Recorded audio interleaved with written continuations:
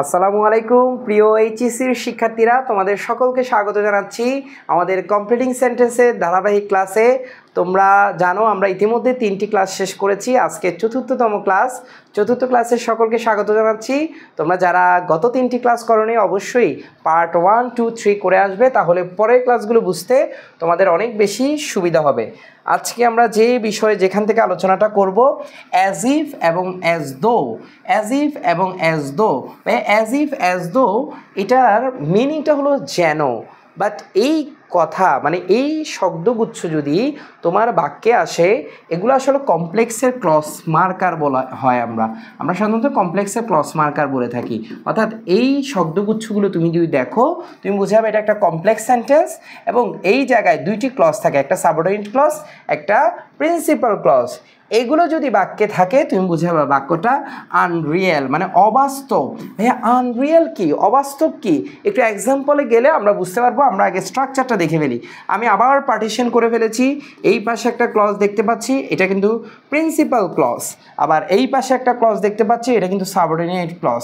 কি ক্লজ ভাইয়া? Subordinate clause. ভাইয়া দেখো, অ্যাজ ইফ অ্যাজ দো এর পরে লাগানো যে ক্লজটি থাকবে এটা সাবঅর্ডিনেট ক্লজ, আর একা যেটা থাকবে এটা প্রিন্সিপাল ক্লজ। অনেক সময় দেখবা এই অংশটা পরে চলে গেছে, এই পুরো অংশটা আগে চলে আসছে, তাহলে আগেরটাকে তখন আমরা বলবো সাবঅর্ডিনেট ক্লজ, পরেরটা চলে যাবে প্রিন্সিপাল ক্লজ। এই জিনিসটা তোমাদের মাথায় রাখতে হবে। ভাই দেখো, প্রিন্সিপাল ক্লজটা যদি প্রেজেন্ট ইনডিফিনিট টেন্স হয়, সাবঅর্ডিনেট ক্লজ হবে পাস্ট ইনডিফিনিট। দেখো, পাস্ট ইনডিফিনিট টেন্স হবে, পাস্ট ইনডিফিনিট টেন্স। ভাইয়া আমি আবারও বলছি, প্রিন্সিপাল ক্লজ যদি প্রেজেন্ট ইনডিফিনিট হয়, এই অ্যাজ ইফ অ্যাজ দো এর পরে যে ক্লজটা হবে সেটা হবে পাস্ট ইনডিফিনিট টেন্স। এবং তোমাকে একটা জিনিস মাথায় রাখতে হবে, এই পাস্ট ইনডিফিনিট টেন্সে আমরা মাঝে মাঝে অক্সিলারি ভার্ব ব্যবহার করি, যেমন I was a student, past indefinite tense. But এই জায়গায় তোমাকে লক্ষ্য রাখতে হবে যেহেতু এটা অবাস্তব কোনো কথা, আনরিয়েল সেন্টেন্স, এই জন্য আমরা ওয়াজ ব্যবহার করতে পারবো না বি ভার্ব হিসাবে। সবসময় বি ভার্ব থাকলে আমরা ওয়ার ব্যবহার করব, আর মেইন ভার্ব থাকলে পাস্ট ফর্ম অর্থাৎ V2 মানে পাস্ট ইনডিফিনিট টেন্স। অর্থাৎ এই মেইন ক্লজ অর্থাৎ প্রিন্সিপাল ক্লজ যদি প্রেজেন্ট ইনডিফিনিট হয়, অ্যাজ ইফ অ্যাজ দো যুক্ত ক্লজটি তোমার V2 হবে অথবা ওয়ার হবে, V2 হবে অথবা ওয়ার হবে ভার্ব। কিন্তু ভাইয়া যদি তোমার অ্যাজ ইফ অ্যাজ দো যুক্ত ক্লজটি এখানে এই পাশে আমরা প্রিন্সিপাল ক্লজটি যদি দেখি, তোমার কি হয় পাস্ট ইনডিফিনিট, তখন সাবঅর্ডিনেট ক্লজটি হবে পাস্ট পারফেক্ট। এই জায়গায় কোনো পরিবর্তন নাই। ভাই আমার সাথে একবার মনে মনে রিপিট করো, ভাই principal clause present indefinite, as if as though হবে পাস্ট ইনডিফিনিট অর্থাৎ V2, আর অক্সিলারি ভার্ব বসলে মানে বি ভার্ব বসলে ওয়ার, ওয়াজ বসানো যাবে না, এবং কি হির সাথে ওয়ার বসবে। আবার যদি তুমি principal clause past indefinite, as if as though যুক্ত ক্লজটি পাস্ট পারফেক্ট। আমরা একটু এক্সাম্পল দিয়ে দেখি। এই জায়গায় দেখো অবাস্তব কি বোঝাচ্ছে একটু দেখো। শি টক্স, সে কথা বলে। এই অ্যাজ ইফ অ্যাজ দো এটা কিন্তু ভাইয়া কি ক্লজ? এটা কিন্তু সাবঅর্ডিনেট ক্লজ, আর এটা প্রিন্সিপাল ক্লজ। সে কথা বলে অ্যাজ ইফ বা অ্যাজ দো এর অর্থ হলো এমনভাবে সে কথা বলে যেন শি নিউ দ্য সিক্রেট, সে এই গোপন বিষয়গুলো জানতো। সে এমনভাবে কথা বলে যেন সেই গোপন বিষয়গুলো জানতো। এখন আমার প্রশ্ন হলো, সে কি এমনভাবে কথা বলে গোপন বিষয় জানতো? তার মানে কি সে গোপন বিষয়গুলো জানতো না? আমরা কথার লাইন দেখে বুঝতে পারছি সে ভান করতেছে, আসলে সে জানতো না, অর্থাৎ আনরিয়েল, অবাস্তব। এই জন্য তোমরা সবসময় আমরা এই পাশে যদি দেখি প্রেজেন্ট ইনডিফিনিট, আর এই পাশে হবে পাস্ট ইনডিফিনিট অর্থাৎ V2 অথবা ওয়ার। এই যে শি নিউ দ্য সিক্রেট, ভাইয়া এই জায়গায় আমরা দেখতে পাচ্ছি V2 ব্যবহার হয়েছে। একইভাবে আমরা যদি একই লাইন আমরা দেখতে পাচ্ছি রূপা টক্স, রূপা এমনভাবে কথা বলে অ্যাজ ইফ যেন শি নিউ এভরিথিং। ভাইয়া এই জায়গাটা আমরা একটু শেষ লাইনটা দেখি, তাহলে একেবারে ক্লিয়ার হয়ে যাবে। হি টক, সে কথা বলেছিল অ্যাজ ইফ অ্যাজ দো এমনভাবে। তাইলে তোমার আন্ডারলাইন এই জায়গা থেকে তোমাকে আনসারটা করতে হবে। অ্যাজ ইফ অ্যাজ দো এর পরে ক্লজটি সাবঅর্ডিনেট ক্লজ। এখানে আমরা দেখতে পাচ্ছি পাস্ট ইনডিফিনিট, তাহলে এই পাশে পাস্ট ইনডিফিনিট থাকলে ওই পাশে কি হবে? ওই পাশে হবে পাস্ট পারফেক্ট। আমরা দেখতে পাচ্ছি হি হ্যাড নোন, তাহলে আমরা দেখতে পাচ্ছি হ্যাড প্লাস V3 আছে, পাস্ট পারফেক্ট টেন্সে আছে। তার মানে আমরা একবারেই ক্লিয়ার। কিন্তু ওয়ারের বিষয়টা এখানে এক্সাম্পল নাই, আমি একটু এক্সাম্পল দিয়ে জিনিসটা বুঝাই দিই, তাহলে তোমাদের আরও ক্লিয়ার হয়ে যাবে। দেখো আমি যদি এরকম বলি, হি টক্স অ্যাজ ইফ, এই জায়গা আন্ডারলাইন, মানে সে কথা বলে এমনভাবে যেন সে একজন এমবিবিএস ডক্টর। ভাইয়া আমি বলতে পারি না হি, তখন ওয়াজ হবে না, তখন হবে ওয়ার অ্যান এমবিবিএস ডক্টর। তার মানে এই জায়গায় আমরা বি ভার ব্যবহার করেছি ওয়ার, কিন্তু হির সাথে আমরা ওয়াজ ব্যবহার করি, বাট ওয়ার বসেছে কারণ আনরিয়েল, কারণ সে এমনভাবে কথা বলে সেজন্য একজন ডাক্তার, আসলে তো সে ডাক্তার না, এই জন্য এটা ওয়ার হয়েছে। ভাইয়া এই পাশে প্রেজেন্ট ইনডিফিনিট, এই পাশে পাস্ট ইনডিফিনিট। আশা করি অ্যাজ ইফ অ্যাজ দো বিষয়টা তোমরা একবারে ক্লিয়ার হয়ে গেছো। আমরা আরও একটি গুরুত্বপূর্ণ, এখানে বোর্ড প্রশ্ন আছে, এগুলো স্ক্রিনশট নিয়ে রাখতে পারো। আমাদের বোর্ড প্রশ্নের সকল সমাধান আমরা এই ভিডিও ডেসক্রিপশনেও দিয়ে রেখেছি, তোমরা ওই প্লেলিস্টটি দেখতে পারো। আমরা এখন যেটি আলোচনা করব, no sooner had, scarcely had, hardly had. আমার সাথে একবার পড়ো ভাইয়া, no sooner had, scarcely had, hardly had. এই তিনোটাই একই অর্থ বহন করে, তিনোটাই একই অর্থ বহন করে। ভাই এর অর্থ কী দাঁড়ায়? সাধারণত কমপ্লেক্স সেন্টেন্সে এই শব্দগুচ্ছগুলো ব্যবহার করে, এগুলো দ্বারা কি বোঝায়? কোনো কাজ করতে না করতে এই অর্থ প্রকাশ করে। তাহলে কি প্রকাশ করে? কোনো কাজ করতে না করতে। ভাইয়া যেমন একটু উদাহরণ দিয়ে বোঝান। আমি স্কুলে না যেতে যেতেই বৃষ্টি শুরু হয়ে গেল। স্টেশনে পৌঁছাতে না পৌঁছাতেই ট্রেনটি ছেড়ে দিল। আমি বাসায় ঢুকতে না ঢুকতেই বৃষ্টি শুরু হয়ে গেল। এই যে বিষয়গুলো বললাম, আমি মাঠে যেতে না যেতেই খেলা শুরু হয়ে গেল। প্রথমে যেতে, তারপর না, তারপর যেতে, ঠিক আছে, না একবার ব্যবহার হবে, ঠিক আছে। তাইলে এই যে ক্রিয়ার পারস্পরিকতার অর্থে আমরা তোমরা যদি সেন্টেন্স ট্রান্সলেশন করো, তখনও তোমাদের কাজে লাগবে ঢাকা ইউনিভার্সিটিতে এই তোমার অ্যাডমিশন এক্সামে। অর্থাৎ no sooner had, scarcely had, hardly had, এই ধরনের বাংলায় এই ধরনের এক্সপ্রেশন আনার জন্য আমরা এগুলো ব্যবহার করে থাকি। এগুলো থাকলে কিভাবে সেন্টেন্সটা মেক হবে আমি একটা আগে বুঝাবো, বাকিগুলো পরে। ভাইয়া নো সোনার থাকলে কি হয়? আমি একটু রেড পেন ইউজ করি। দেখো নো সোনার হেড থাকলে কি হয়? সরি, এটা ভালো বোঝা যাচ্ছে না।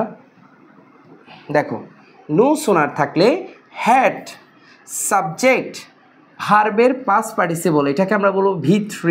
তাইলে ভাইয়া হেড প্লাস V3, সাবজেক্টটা মাঝখানে আছে, কোনো সমস্যা নাই। দিন শেষে সত্য কথা হলো যে এটা একটা পাস্ট পারফেক্ট টেন্স, এটা পাস্ট পারফেক্ট টেন্স। আমি আবারও বলছি, তোমার প্রশ্নে এগুলো সব দেওয়া থাকবে, আনসারে লিখতে হবে এই জায়গা থেকে, হলুদ অংশ থেকে। প্রশ্নে কিভাবে থাকবে? No sooner had subject main ভার্বের পাস্ট পার্টিসিপল ফ্রম, অর্থাৎ হেডের পর একটা সাবজেক্ট V3, হেডের পর একটা সাবজেক্ট V3, আগে তো নো সোনার আছেই। তার মানে তারপর তুমি আনসার শুরু করবা কি দিয়ে? দেখো তুমি আনসার শুরু করবা দেন দিয়ে। এই দেন লেখার সময় আমরা অনেক সময় THEN লিখি, ভুল হবে, এটা THAN দেন। তারপর তোমাকে একটা সাবজেক্ট লিখতে হবে, তারপর তুমি মেইন ভার্বের পাস্ট ফর্ম অর্থাৎ V2 লিখবা।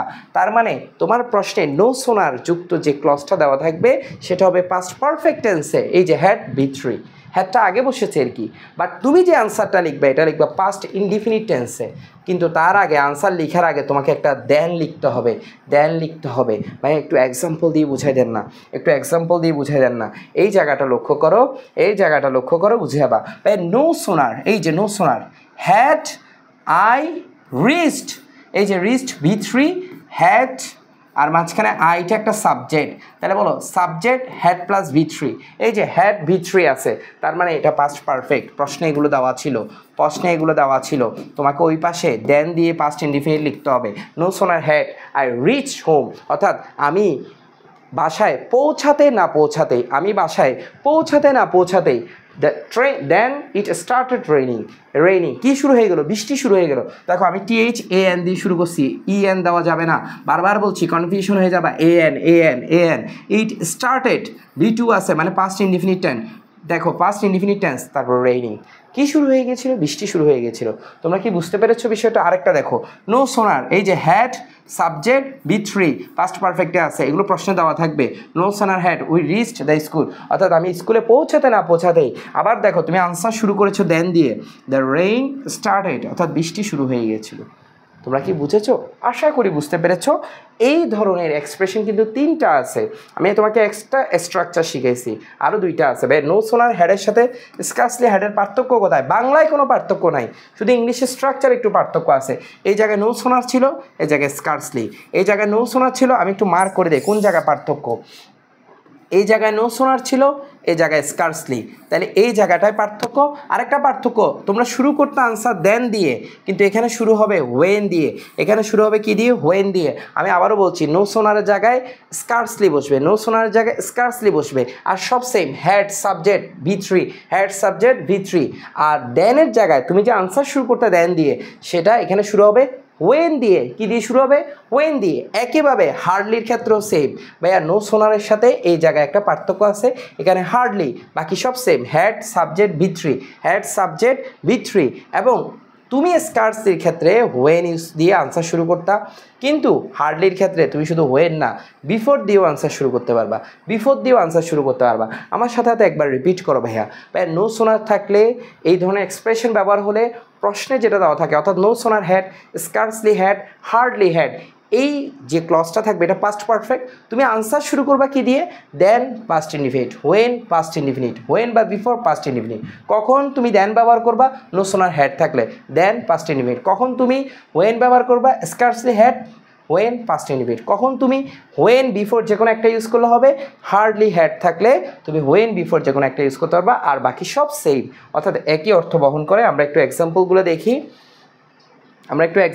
দেখি, দেখো স্কার্সলি, এই যে দেখো স্কার্সলি, দেখো had subject V3, past perfect চলে আসছে, হ্যাড সাবজেক্ট V3। হোম, অর্থাৎ একইভাবে বোঝাচ্ছে বাসায় পৌঁছাতে না পৌঁছাতে।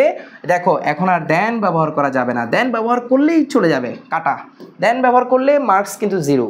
তুমি বলো ভাই সেম তো না, সেম না, এটা নো সোনার, এটা স্কার্সলি, তখন তোমাকে ওয়েন ব্যবহার করতে হবে। তাহলে when it started to rain, এই যে V2 আছে, স্টার্টেড টু রেইন, তাহলে এখানে ব্যবহার হয়েছে কি? পাস্ট ইনডিফিনিট, আগের মতো সেম। দেখো স্কার্সলি আবারও সেম, বা হার্ডলি আবারও সেম, ঠিক আছে। দেখো এই জায়গায় হার্ডলির ক্ষেত্রে একটু বলে দিই, হার্ডলি আছে, আবারও had subject V3 at the station, বলা হচ্ছে স্টেশনে পৌঁছাতে না পৌঁছাতে। এখন তুমি দুইভাবে আনসার করতে পারবা, হোয়েন অথবা বিফোর, হোয়েন অথবা বিফোর। কখন হোয়েন বিফোর দুইটাই ব্যবহার করা যাবে? হার্ডলির ক্ষেত্রে দ্য ট্রেন লেফট, লেফট V2-তে আছে, অর্থাৎ পাস্ট ইনডিফিনিট। আশা করি এগুলো বুঝছো তোমরা, স্ক্রিনশট নিয়ে রাখতে পারো। এগুলো বোর্ড প্রশ্নে আসছে, 19 সালে অনেকগুলো বোর্ড প্রশ্ন আমরা 17 সালে দেখতে পাচ্ছি, 24 সালেও আসছে, 23 সালেও আসছে।